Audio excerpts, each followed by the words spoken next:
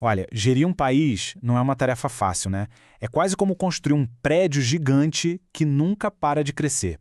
E aqui no Brasil, essa construção já passou por umas boas reformas. A gente vai dar uma olhada em como cada estilo de administração surgiu, sabe? Desde aquela época em que o Estado parecia ter um dono até chegar nos dias de hoje. E o mais interessante é que, no fim, isso explica muito daquela burocracia toda que a gente conhece bem. Sabe essa pergunta? Pois é, se essa sensação de estar num labirinto parece muito real, é porque de fato ela foi construída tijolo por tijolo ao longo de séculos. A máquina pública brasileira é tipo um software antigo, sabe? Com várias camadas de atualizações, uma tentando corrigir os bugs da outra. Para a gente entender por que ela funciona desse jeito hoje, a gente precisa meio que olhar o código-fonte, a programação original de tudo. Então, essa nossa história tem basicamente três grandes atos. O primeiro é o patrimonialismo, a fase do tudo é meu. Depois vem a burocracia, que foi a tentativa de botar ordem na casa com um monte de regras. E por fim, o modelo gerencial, que está mais focado em resultados. É bom pensar nisso como uma evolução mesmo, onde cada sistema novo nasceu para tentar consertar os problemas do antigo. Vamos começar pelo começo então, pelo primeiro deles. Isso mesmo, a era do patrimonialismo. O nosso ponto de partida é esse.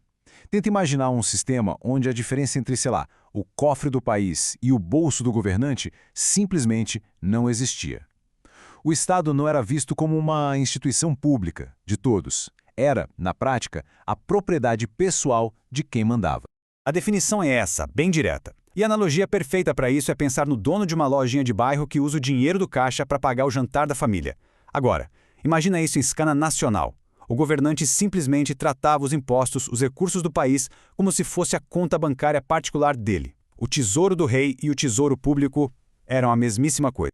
E aí as consequências disso eram bem óbvias, né? Corrupção e nepotismo não eram um acidente de percurso, eram a regra do jogo. Os cargos públicos não iam para os mais capazes, de jeito nenhum. Iam para os amigos, para os parentes de quem estava no poder. E o interesse público? Esse ficava lá no fim da fila, porque o Estado existia, antes de tudo, para servir aos interesses privados da turma que governava. E aqui no Brasil, esse modelo não foi passageiro não. Ele fincou raízes bem profundas. Olha só, com a chegada da corte portuguesa, lá em 1808, essa prática se consolidou de vez. Depois, já na República Velha, vieram os famosos coronéis e as oligarquias, que tratavam suas regiões como se fossem seus feudos particulares. Ou seja, o patrimonialismo reinou absoluto por mais de um século. Até que a Revolução de 1930 chegou e, sinalizou que as coisas precisavam mudar, e mudar para valer. Então, qual foi o antídoto para esse caos todo do patrimonialismo? A resposta foi a burocracia. Pode parecer estranho hoje, mas a ideia era simples e, para a época, totalmente revolucionária. A gente vai substituir a vontade de uma única pessoa por um sistema de regras. Regras claras, impessoais e previsíveis para todo mundo. Era literalmente uma tentativa de colocar ordem na casa. A burocracia foi pensada para ser o exato oposto do patrimonialismo. É só olhar a comparação. Onde antes reinava o poder pessoal de alguém, agora o que valeria era a autoridade da lei. Onde o nepotismo era a coisa mais normal do mundo, a nova regra seria o mérito. Daquela confusão toda entre o que era público e o que era privado, agora teria uma separação total. Era, de fato, uma inversão completa de valores. E aqui tem uma grande ironia, né? A burocracia, essa palavra que hoje a gente associa com complicação, com lentidão, ela nasceu justamente para simplificar e proteger. O objetivo era esse: construir uma muralha, uma barreira impenetrável entre o patrimônio do Estado e os interesses pessoais dos políticos. A ideia era que a coisa pública finalmente pertencesse ao público.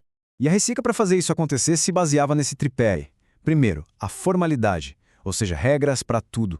Segundo, a impessoalidade, para garantir que a lei valesse igual para todo mundo, sem jeitinho e sem exceção.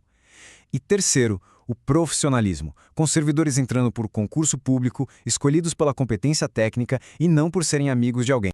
E o grande marco dessa virada aqui no Brasil foi a criação do DASP, em 1938, lá no governo Vargas. Essa foi a primeira tentativa séria, de verdade, de profissionalizar o Estado brasileiro.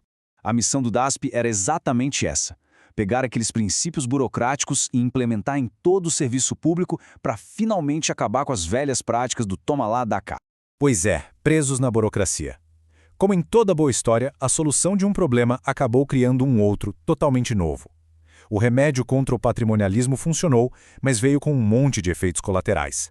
O excesso de regras, o foco absoluto nos procedimentos, tudo isso começou a engessar a máquina pública, deixando ela lenta, inflexível. Porque, olha, no papel, a promessa da burocracia era linda. Era quase uma utopia, né? Um governo que ia funcionar com a precisão de um relógio suíço. Tudo racional, confiável, rápido, todas as decisões seguindo um roteiro lógico e previsível. Parecia perfeito. Só que na prática, a realidade foi bem diferente. Aquela busca por precisão virou rigidez. O respeito pelas regras se transformou num apego cego, sabe? As pessoas seguiam a regra mesmo quando ela claramente não fazia mais sentido. E a rapidez que foi prometida se perdeu num mar de papelada, de carimbo, de formulário. A solução, no fim das contas, virou parte do problema. E aí, como uma resposta a essa rigidez toda da burocracia, surge o nosso terceiro modelo, a administração gerencial. A ideia aqui é uma virada de chave total. É tipo, ok, vamos esquecer um pouco os processos, o passo a passo, e vamos focar obsessivamente nos resultados. O que importa é o que se entrega no final. A lógica aqui muda da água para o vinho. Em vez daquela pergunta burocrática, o procedimento foi seguido corretamente. A pergunta agora é outra. O objetivo foi alcançado? E foi alcançado com eficiência? Com qualidade? O foco sai do meio do caminho e vai lá para o fim, para a entrega, e tem uma inspiração muito forte, claro, em práticas do setor privado. Então, aquela estrutura super rígida e centralizada da burocracia dá lugar a mais autonomia para quem está lá na ponta, na linha de frente. A filosofia é mais ou menos assim. A gente dá liberdade para a pessoa encontrar a melhor solução para atingir a meta, mas, em troca, a gente cobra pelos resultados.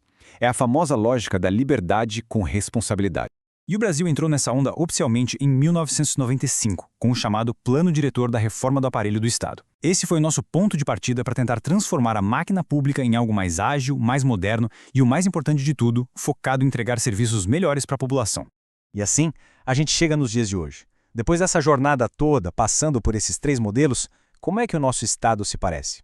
A verdade é que a gente não abandonou completamente os modelos antigos. O que a gente fez, na verdade, foi empilhar um em cima do outro. A realidade hoje é essa. Nosso governo é um verdadeiro mosaico. A gente tem um modelo gerencial como um ideal, como aquilo que a gente busca, mas, na prática, a gente ainda está atolado em um monte de processos burocráticos e, o que é pior, a gente ainda luta contra uns fantasmas bem vivos do patrimonialismo. São essas camadas, todas convivendo ao mesmo tempo, que explicam perfeitamente por que lidar com o governo às vezes parece uma coisa tão contraditória, tão confusa. E toda essa mistura deixa a gente com uma reflexão final, né? Entender essa jornada toda não é só uma aula de história, é uma ferramenta para a gente pensar o futuro. Quais dessas camadas a gente vai finalmente conseguir descartar?